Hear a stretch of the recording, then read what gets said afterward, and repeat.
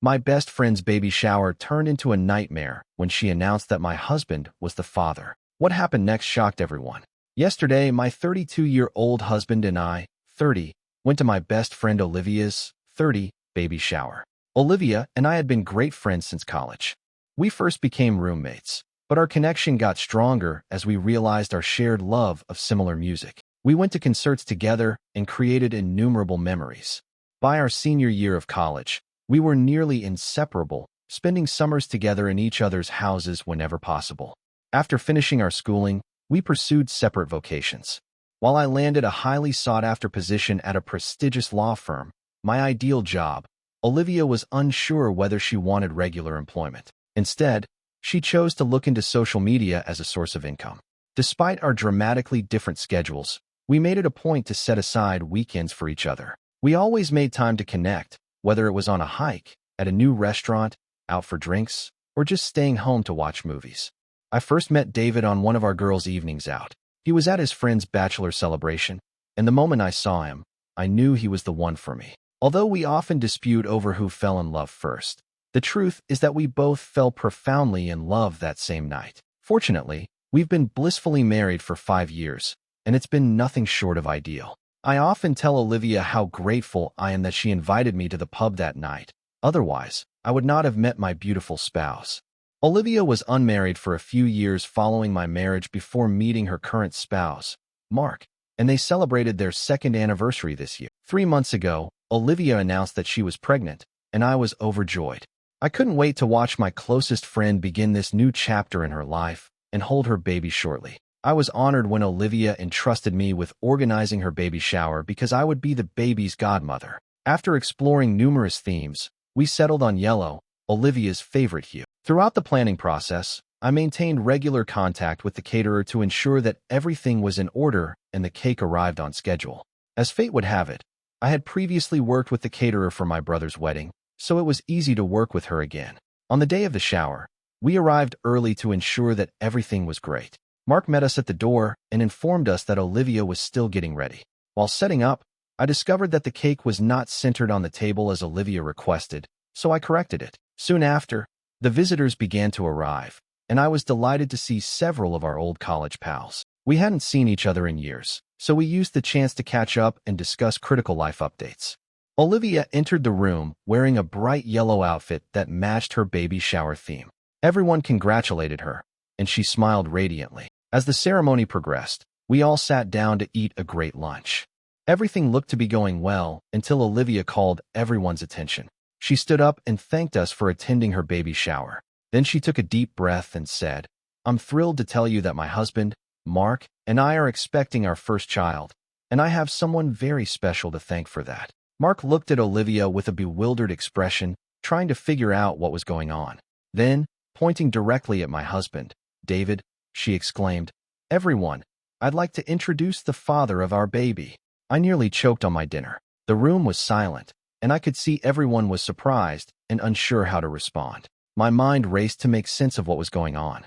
My husband, David, who dislikes attention and prefers to keep to himself, grabbed my hand hard under the table. I turned to look at him, and he seemed as perplexed as I was. All eyes were on us in an uncomfortable and awkward quiet. I looked to Olivia, looking for an answer. Just to give you some context, my husband and I have been trying to conceive for years with no success. Despite several tests, we have been unable to become pregnant due to personal medical difficulties. I've only told a few family members and close friends about my difficulties, including Olivia. My husband and I eventually accepted that we might not be able to get pregnant. Rather than dwell on it, we decided to concentrate on our lives as a couple. Olivia openly referring to my husband as the father of her baby was a lie, but I couldn't help but be affected by her statements. My eyes welled up with tears, and I tried not to cry in front of everyone. Olivia jumped up laughing and playfully shoved her husband, Mark, shouting, "I was just kidding, guys. This is all just a prank for my Instagram. I've put up cameras everywhere to capture all of your reactions." As everyone glanced around puzzled, I couldn't help but be annoyed at Olivia for putting us on such an emotional roller coaster. I couldn't believe my best friend thought pointing out my spouse as the father of her child was humorous, especially given our past issues. I turned to look at my husband and noticed that his face was flushed, He was still holding my hands, and I could sense he was ashamed at the time. Although a few visitors laughed nervously, the room was generally uncomfortable. I noted that Olivia's husband, Mark, did not join in the laughs. He appeared upset rather than amused, and even apologized to my husband. Mark and my husband had grown to be close friends over the years, and I believe he felt sorry for us at the time. I did not want to face Olivia right away and ruin her baby shower. As she continued with the festivities, I attempted to shake the dread that had crept in, but it persisted. After lunch, we played a few games before opening all the gifts. Olivia was the only one who appeared to be having fun, conversing with people and shooting images for social media. My husband had previously informed me privately that he intended to leave after the awful prank, but I urged him to stay. I didn't want the visitors to notice us leaving unexpectedly, so I told him I'd talk to Olivia about it later. I guess Mark, too, was uncomfortable continuing with the celebration, so he immediately stood up with an angry expression. He asked Olivia if they could go outside for a bit, and I knew something was about to happen. We could all see and hear them plainly as they spoke, and it was clear that Olivia's joke had made the atmosphere in the room uncomfortable.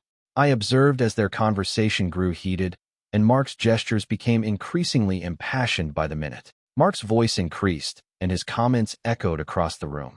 "I can't believe you would do something like this. They are our closest friends, and this is not just a harmless prank. You made a mockery of our baby shower and humiliated me in front of everyone." Olivia kept saying she thought it was a harmless prank, but Mark was having none of it. He sternly advised her to grow up and stop making insensitive comments, especially since they were celebrating the birth of their child. The room had become uncomfortably silent. We could all hear their words plainly. My husband couldn't stand it any longer, so he got up and went, saying he'd wait for me in the car.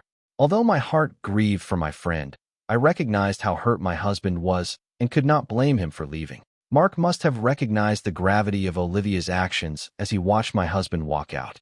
He glanced at Olivia and responded, "I'm done. I'm done with your immaturity. We're done. I will love this child, but I can't be with you for 1 second longer." When Olivia heard this, she burst into tears, and Mark departed the gathering. We all glanced at each other in surprise, unsure how to respond. My heart ached for my dearest buddy, but I knew my husband needed me more at the time. I did not want to approach Olivia after her painful chat with Mark, so I, too, left the baby shower without saying goodbye. When I arrived home, I noticed how upset my husband was. We couldn't believe Olivia had pulled such a nasty hoax on us. That evening, Mark texted us an apology, stating he had no idea she would perform such a hoax for a video and was sorry for all we had been through. We were delighted he reached out because we didn't want to have any ill will toward him and fully understood his point of view. Unfortunately, I awoke today to multiple messages from Olivia. She said that she pulled the prank out of stress from her pregnancy and simply wanted to make a viral video for her Instagram. She stated she didn't understand why we were unhappy and wondered why I left without saying goodbye. Then she requested me to meet her today so that I could take her to her gynecologist visit. Starting to get upset again, I told her that I didn't find her joke amusing at all. I told her that what she did was rude and had made both my husband and me very uncomfortable. I also informed her that I needed some time away from her and would be unable to accompany her to her appointment that day. Olivia retaliated by labeling me a shitty friend for abandoning her at such a vulnerable moment. This message truly bothered me. I couldn't believe she'd say something like that just because I needed space. When I told my husband about Olivia's message, he was just as outraged as I was. He urged that we avoid interacting with her until she comprehended the gravity of her conduct. I decided to send Olivia one final message informing her that I would not be speaking with her until she apologized to both me and my husband for what she had done. I also made it plain that if she attempted to upload the prank video, I would take legal action against her. Rather than apologize, Olivia stated that she did not believe she had done anything wrong. She even suggested that I was jealous of her due to her pregnancy. When I read her response, I couldn't believe my eyes. This woman, who had been my best friend for over a decade, assumed I was jealous of her, despite the fact that I had gone above and beyond to provide her with the ultimate baby shower. Olivia assured me she would not be uploading the video, but she insisted that I put my sentiments aside and assist her at this difficult time. She stated that her husband hadn't returned home the night before and that she needed me more than ever. As a non-confrontational person, I found myself in tears after reading her callous messages, recognizing that I couldn't continue this conversation. I made the difficult decision to block her without further response. Now, I'm conflicted. Part of me regrets not being there for my pregnant best friend, but another part of me is relieved and even grateful that her husband dumped her after the trick she pulled on us. Update 1. It's been a week since my last update, and a lot has happened. First and foremost, I want to highlight that Olivia is not the type of person who likes to joke around. It took me completely by surprise when she pulled off this joke. I've known her for years, and she's never been the sort to perpetrate pranks on others. Anyway, Mark was serious about leaving Olivia. My husband chatted with Mark over the weekend and discovered that he is actively looking for a divorce lawyer. Since that day, Olivia has been persistently calling and texting Mark, insisting that he return to her and get over his feelings. However, Mark has entirely ignored her attempts to contact him. She even went so far as to accuse him of sleeping with me, which was absolutely unexpected. The truth is that Mark is simply sorry that his marriage is coming to an end because Olivia is gradually becoming someone he no longer recognizes. Olivia has been unable to reach me directly after I blocked her. Instead, she left a lengthy note for my husband, David. She accused him of attempting to destroy our friendship, even claiming that he isn't much of a man because he can't get me pregnant. I was upset when my husband showed me the note when he returned from work yesterday. Until now, I had tried to ignore her unexpected change in behavior, figuring that it was caused by pregnancy hormones. But her derogatory remarks to my husband were utterly wrong. That was when I decided to teach her a lesson. I was in charge of both the baby shower and the baby registry. I had spent numerous hours with Olivia discussing her needs and compiling a list of important goods for the baby. However, Olivia insisted that we include ridiculously costly items on the list, things that not all attendees could buy. During the baby shower, I noted that while some guests followed the list, others presented her with practical goods that were not on the list but would still benefit a new mother. Olivia was genuinely upset about it. Originally, I intended to personally give her a handful of the pricey goods she desired. However, after she crossed the line by insulting my husband, David, I promptly canceled the order and erased the baby registry to ensure she could not access it. If she wanted one now, she'd have to start from scratch. Additionally, I received a message from the caterer about the baby shower a few days ago, but I was too consumed with dealing with Olivia to answer. As a surprise gift to Olivia, I had previously paid half of the catering service's booking fees and planned to pay the remaining balance after the baby shower. However, given everything that had transpired, I became distracted and entirely forgot about it. I called the caterer and explained the situation to her. I informed her that given what had happened, I would not be paying the remaining sum. The caterer was very kind and advised me that because Olivia had booked the catering service under her own name and had communicated with them prior to the baby shower, the final payment would be sent to Olivia rather than me. I was happy that I wouldn't have to spend any more money on someone who had publicly insulted us and continued to cause us harm with her harsh text messages. I also told my husband what happened, and he found it humorous. Although I had pondered contacting Olivia in the previous few days, once she sent that letter to my husband, I realized that I had gone beyond the point of forgiving. I'm grateful to everyone who backed me and helped me recognize how harmful her conduct was. Looking back, I can recall several occasions when she criticized me, but I never paid much heed to them until now. Anyway, I'm going to remain positive and move on from this experience. I do not want to waste any more time or energy on her. Update 2. This woman is unashamed. Olivia sent me an email several days after I spoke with the caterer. As soon as her name appeared in my email, I knew she was contacting me again. In the email, she accused me of being cheap for not paying for the full food service, although knowing I could afford it. She stated I had always been arrogant because I was born into my family's wealth, and then she expressed her relief that I could never conceive. She went on to say that she had been using me for years to make her life easy. Then she repeatedly called me unattractive and implied that I was undeserving of my husband. She also said that my husband, David, married me just for my money because I was too ugly to be with him. She then called me an exploitative for allegedly putting a wedge between her and her spouse. Throughout the email, she used explosive profanity, essentially calling me every foul name under the sun. I showed the email to my husband, David, who quickly deleted it. Over the years, we've both gone above and beyond to assist this woman. We were there for her when she was single and distraught over several breakups. We've brought her on vacation with us and even paid for her flight and hotel room on multiple occasions. My husband had even assisted Olivia's parents by restoring their home and lending them money a while back. We'd always treated her like family. Furious, my husband immediately contacted Mark and invited him over for dinner to discuss the problem.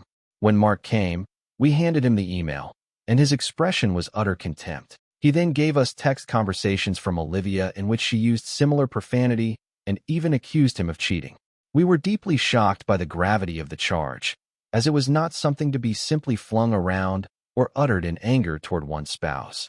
It was difficult to imagine that my former best friend, whom I had just recently parted ways with, had changed so significantly. Mark told us that he was in contact with a reputable divorce lawyer. According to his lawyer's advice, he never responded to Olivia's texts, no matter how insane or cruel they were, and instead saved screenshots of everything she sent him. He also photographed the email she had sent me so he could show it to his lawyer. Since I wrote the original article, I've had a few DMs from folks who are concerned about Olivia, presuming she has neurological abnormalities as a result of her rapid change in behavior. I'd like to add that she's always had temper issues, even while we were in college. I saw her lose her temper and use profanity toward others, even in public. Though I really doubt this is a medical issue, my husband, David, and I will nevertheless contact her parents about the situation. We want to tell them everything and show them all of the messages and emails she has sent us. If they believe there is something wrong with her after that, it is their responsibility to take her for a medical checkup. Despite everything, I do not intend to unblock her or answer her email. I have gone above and beyond for this woman, and for her to continue mistreating, belittling, and disrespecting me is beyond disappointing. I intend to put this experience behind me and focus on enjoying life with my husband and our dogs. The last few months have been a roller coaster of emotions, to say the least. I hope everyone is having a good start to the new year, just as my husband and I are. We're here in the Maldives, taking a much-needed break from our hectic careers. Given the events of the past year, we decided to take a break from work and unwind. So far, we've spent our days relaxing on the beach and sipping cool cocktails at the resort. Update. Several of you have requested an update, and as expected, Mark and Olivia have officially split. The court case was heated, with Mark's lawyer providing evidence as well as their previously agreed-upon premarital agreement. Despite Olivia's best efforts, she and her lawyer were unable to win the case. However, both parties have been instructed to develop a co-parenting plan in the best interests of their child. When we contacted Olivia's parents about her erratic conduct, we discovered that she needed to move back in with them. Apparently, due to her pregnancy and lack of proper work experience, she was unable to support herself for long using only social media. She had no choice but to return to her parents' residence. I also discovered from our mutual friends that after the disastrous baby shower, everyone quickly distanced themselves from her. Nobody wanted to become involved in her drama. Mark did not visit Olivia after filing for divorce until she went into labor. He stayed in the delivery room all night to witness the birth of their daughter. He has since devoted himself to caring for the baby, spending as much time with her as possible and providing financial support as agreed upon. He still meets up with my husband, David, on weekends, whether to play golf or have drinks in the evening. Olivia was forced to pay the remaining bill for the baby shower caterer after he threatened legal action. Olivia has sent me several emails in which she blames me for her life circumstances. Despite her parents subjecting her to numerous medical tests, she is completely healthy. As a result, there is no excuse for her immature behavior. Hopefully, for the sake of her daughter, she will strive to change and become a better person in the future. My husband, David, and I did not let this situation affect our happy and healthy marriage. We moved on from it within a month and concentrated on our personal and professional lives. We still go on Sunday dates, just like when we first started dating. When I look at my husband, I still feel the same excitement and appreciation that I did when we first met. I'm grateful to be spending my life with him. I'd also like to express my sympathy to all of the couples who have expressed their difficulties with infertility. I want you to know that it's perfectly fine. Life takes its own course, and we must trust the journey. If you genuinely love your partner, there are numerous other ways to become parents. However, my husband and I are content with each other's company and have decided to spend the rest of our lives happily together.